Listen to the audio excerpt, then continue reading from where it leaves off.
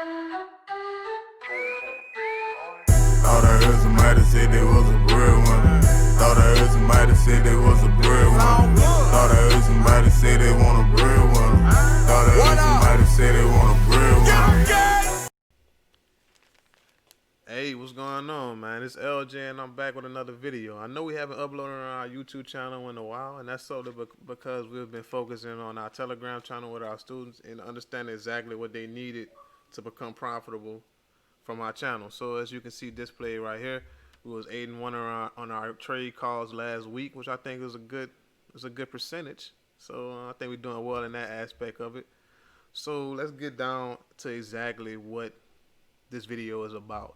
It's about a trade breakdown. We're gonna do at least one trade breakdown from a week prior. So we're gonna do the let's go to GBPCHF sell. So sometime last week I called the GBPCHF sell. Let's go to it and see exactly how that trade setup was in the Telegram channel. Okay, here we go. GBPCHF sell. We had the stop loss right here, entry point, and take profit.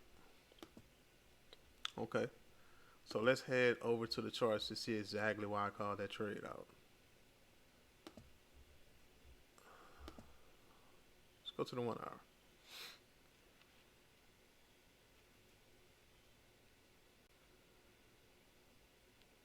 So as you can see on this trade, we are consolidating right here in this area for a significant amount of time, for a couple weeks, maybe 1 or 2 weeks. Then we tried to break out of this area, came back for a retest, but it did not continue up. Instead, it just broke down, came back, broke down again, came back all the way back into this area, then continued to break even more, which created a huge sell-off. After you have a huge sell-off or buy-off, you're going to have some type of exhaustion phase, which we got in this area. So we had a huge sell-off, then the exhaustion phase, which came back to retest this previous trend line that was created way up here. So if we go back, knowing that now, if we go back to the 15-minute,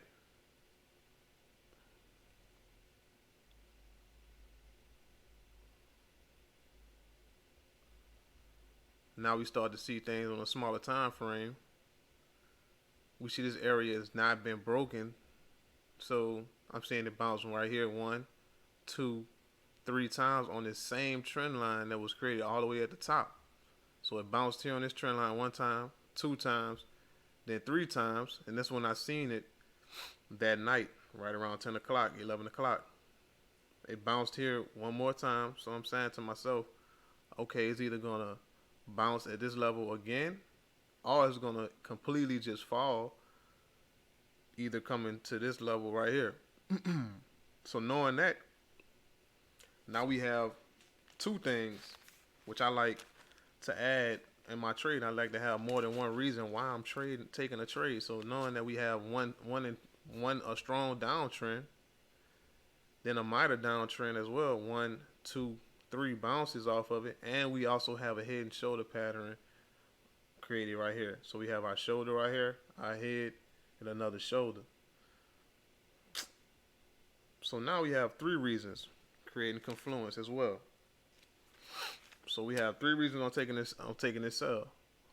Okay, so now we just need to set our parameters. So I'm looking at it, I'm like, okay, either it's gonna completely just sell off and tank off right here because it struggled to break this level, or it's gonna come up and test this trend line. So now we set our parameters. Stop loss right above this level, which is struggling to break, and I take profit right at this level right here. Why? Because I seen this little spike right here, which I'm knowing it may not break this level, so it may not come all the way back down. So that's why I did not put my stop loss, my take profit all the way down here. Instead, I just brought it right here to this level.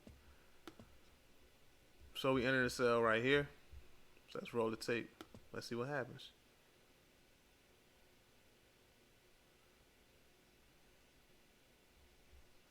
It's still struggling.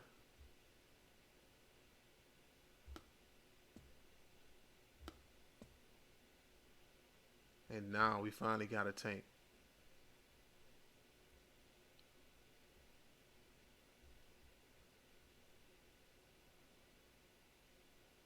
Still pushing down. You got another push out of it. Another push.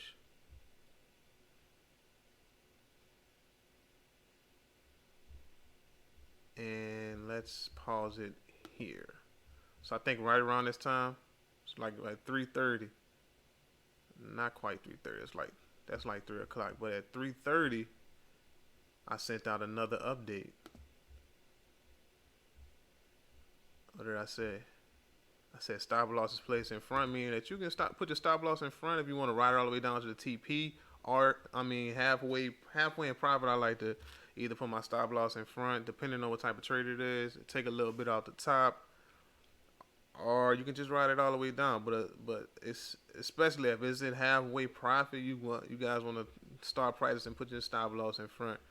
So at like 3:30, right before 3:30, 3:29 to be exact, I told you guys put your stop loss in front. You either could have took profit. Myself, I took some partial out of it, and after that point, I mean, it's just let your winners run. Let's see what happens.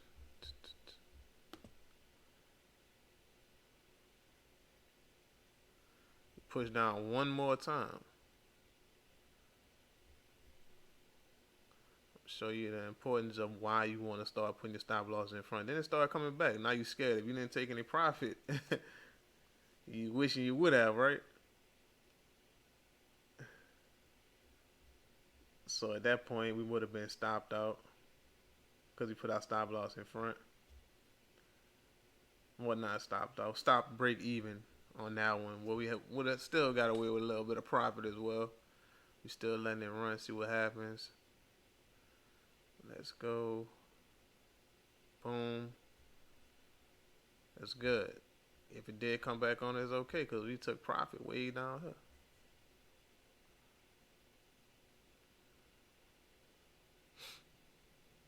Still letting it run.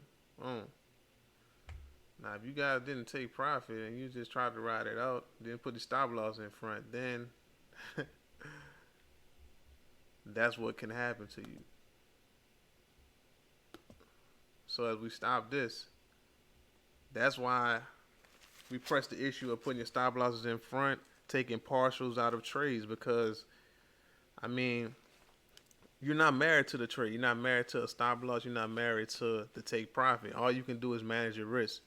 So knowing that we've got almost 80-90% out of this trade, why not take a little profit off the top? You don't want to be greedy in this game. Also, Matt, so be on the lookout for that weekly analysis video, which we'll be uploading on Monday, man. Until next time, man, I'm out, man. Let's get it.